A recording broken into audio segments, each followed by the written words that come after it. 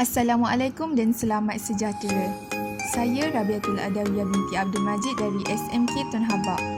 Hari ini saya akan pergi bercuti. Tahukah anda walaupun saya pergi bercuti, saya masih boleh menjadi seorang saintis tanpa membawa peralatan makmal. Apabila saya menaiki lift, saya dapat mengukur altitude, tekanan atmosfera, kelembapan udara dan pecutan lift.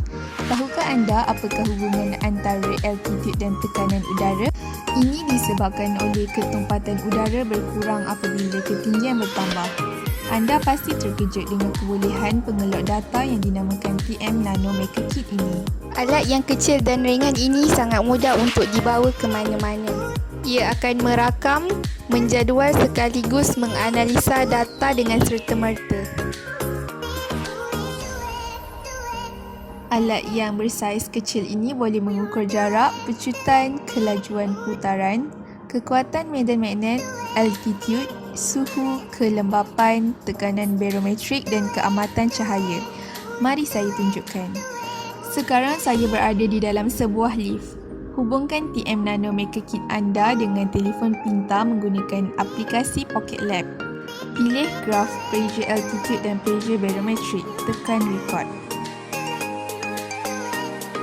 Sekarang, saya akan menuju ke tingkat 9.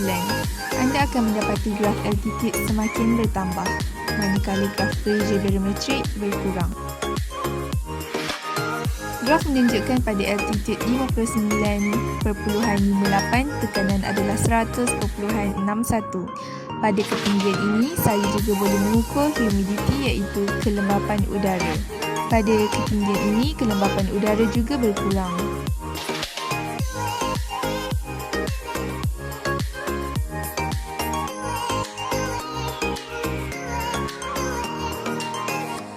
Graf seterusnya menunjukkan situasi apabila lift sedang turun, pecutan seragam dan tekanan bertambah. Saya terpanggil untuk membuat satu lagi eksperimen apabila terpandang sebuah kolam renang. TM Nano Maker Kit bersama telefon pintar dimasukkan ke dalam plastik kalis air. Adik saya telah membawanya dan menyelam ke dasar kolam.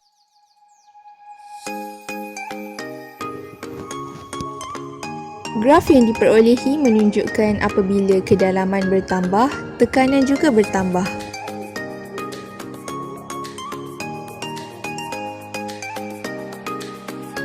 TM Nano Maker Kit memang hebat kan?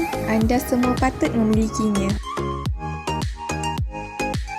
Aktiviti kedua pula menghitung amplitude, masa ayunan dan frekuensi dalam satu sistem harmonik. Sekali lagi, TM Nano Maker Kit merupakan pelakon utama set program kepada IR Finder.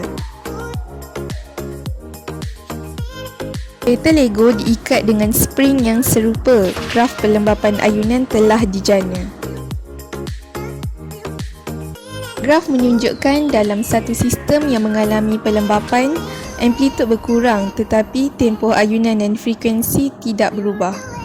Jumpa lagi dalam eksperimen akan datang. Dapatkan TM Nano Maker Kit dengan segera. Terima kasih Telekom Malaysia dan Creative Minds.